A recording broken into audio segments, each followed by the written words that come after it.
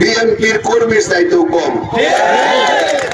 আপনারা দেখবেন যার পায়ের তলায় মাটি নাই, যার জনসমর্থন নাই, যার ভিত্তি নাই, তার কিন্তু গলার স্বর বেশি। তারা যে পলিসি গুলা করে দেখবেন দোকানে দোকানে দু একটা করে লোক পাঠায়া ওই আসরে তারা আওয়াজ তোলে, এই গ্রাম পুরা জামাতের গ্রাম। গরিব মানুষদের কিছু টাকা দিয়া রিক্সাওয়ালা খানগাড়িওয়ালা প্যাসেঞ্জার উঠবো আর প্রসাদ দিবা, এই এলাকা পুরা বিএনপি হয়ে গেছে। তারা পলিসি করে, তারা বলে এতদিন আওয়ামী লীগ দেখছি, বিএনপি দেখছি, এবার জামাতে ভোট দেব। এই যে কথাগুলি, এই কথাগুলি মুনাফিকের লক্ষণ। জামাতের লেবাস, জামাতের চেহারা, জামাতের সুফি চেহারা সুন্দর, কিন্তু তারা একটা জঙ্গি সংগঠন, উগ্র ইসলামী দল। এই জামাত গত 14 মাসে বিভিন্ন মাজারে আক্রমণ করছে, বিভিন্ন দরবার শরীফে আক্রমণ করছে। এই বাংলাদেশে মাজার আর দরবার শরীফ আজকের না, বহু পুরাতন।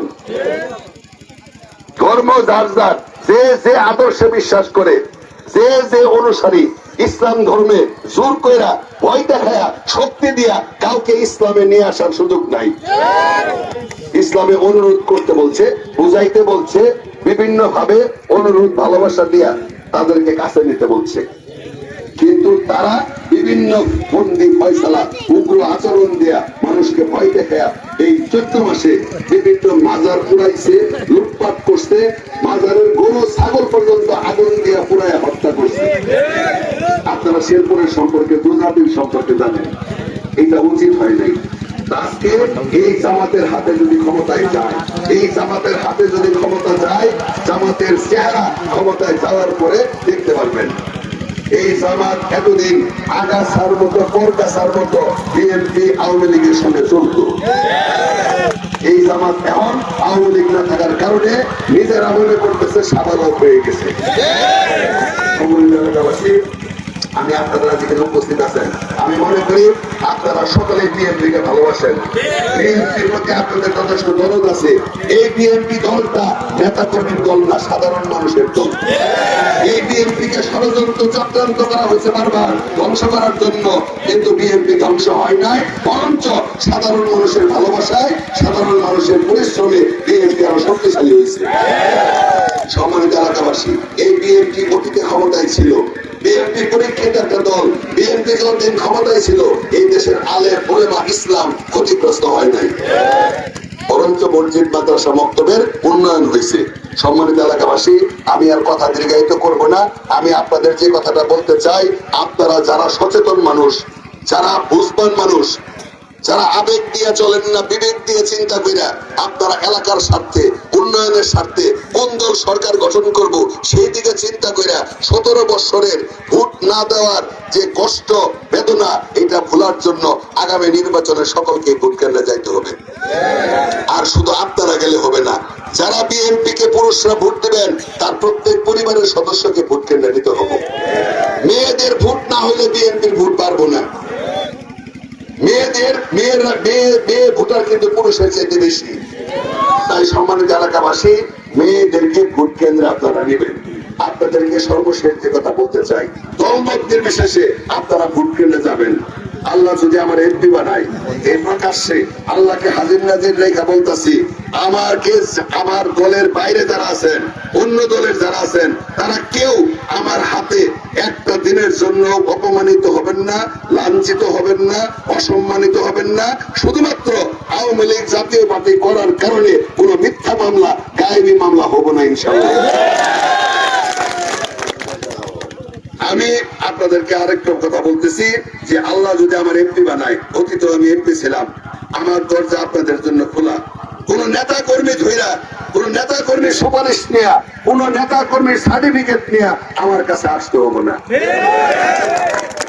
আমি হঠাৎ করে রাজনীতিতে আসি নাই, আমি কোন প্রবাসীও না, আমি কোন ব্যবসায়ীও না, আমি সরাসরি রাজনীতি করি। আমি নমিনেশন কি না তাদের শেষ প্রতীক পাই নাই, আমি মাঠ থেকে মানুষের জনসমর্থন নিয়ে নমিনেশন নিছি। নমিনেশন আমি টাকা দিয়ে কোনোদিনও কিনি নাই, নমিনেশন আমি কোন তদবির করেও পাই নাই। নমিনেশন মাঠের জরিপে, নেতা কর্মীর সমর্থনে, আপনাদের সমর্থনে বারবার আমাকে নমিনেশন দিছে।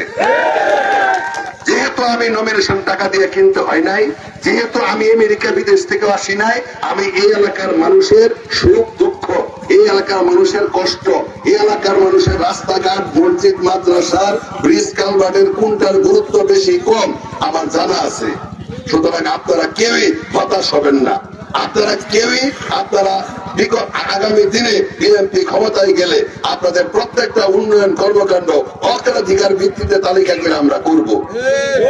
আমি আর বক্তব্য দীর্ঘায়িত না করে আমি সকলকে ধন্যবাদ জানিয়ে সকলের সুস্বাস্থ্য কামনা করে আগামী 10 দিন মাঠে থাকবেন, আগামী 10 দিন মাঠে কাজ করবেন, আগামী 10 দিন বিএনপি নেতা কর্মী কি বলবো জানার দরকার নাই। আপনারা যারা সাধারণ মানুষ আছেন, যাদের কোনো পদ নাই, যারা কোনো বিএনপি নেতা কর্মী না, আপনারা যারা আছেন আপনাদের মুখ দিয়া ধানের শীষের পক্ষে যদি ভোট চান, আমার নেতা কর্মীর চাইতে 100 গুণ ভোট বেশি বাড়বে।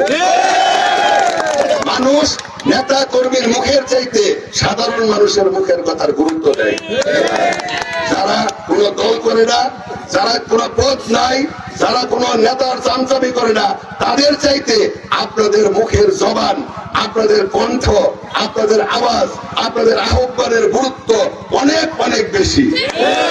সুতরাং এখানে যারা ব্যবসায়ী আছেন, এখানে যারা কৃষক, চায়ের দোকানদার আছেন, মনিহারি দোকানদার আছেন, আপনাদের মুখ, আপনাদের কথায় আমার মাইকের প্রচারের চাইতে অনেক বেশি গুরুত্ব পাবো।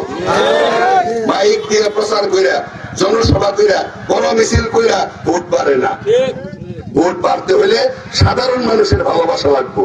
ভোট বাড়তে হলে সাধারণ মানুষের চোখে মুখে ধানের শীষের ভালোবাসার বহিঃপ্রকাশ মানুষের সামনে ঘটাইতে হবে। যত বেশি যে দলে যে প্রার্থীর পেছনে সাধারণ মানুষের অংশগ্রহণ থাকবো, ওই দলের ভোট তত বাড়বো। যেখানে সাধারণ মানুষ নাই, যেখানে সাধারণ মানুষের ভালোবাসা সমর্থন নাই, ওই দল কখনোই ভালো ফলাফল করতে পারবো না। সুতরাং আমি বিশ্বাস করি এই এলাকার এই কেন্দ্রের ভোট বাড়তে হলে আপনাদের সমর্থন, আপনাদের আওয়াজ, আপনাদের কথা, আপনাদের বক্তব্য, আপনাদের অবসর সময়ে কথাবার্তার গুরুত্ব সর্বোচ্চ বৃদ্ধি পাবো ইনশাল্লাহ। আমার কথা আর দীর্ঘায়িত না করে আমি আমার বক্তব্য শেষ করছি। সকলকে ধন্যবাদ। আসসালামু আলাইকুম ওয়া রাহমাতুল্লাহি ওয়া বারাকাতুহু।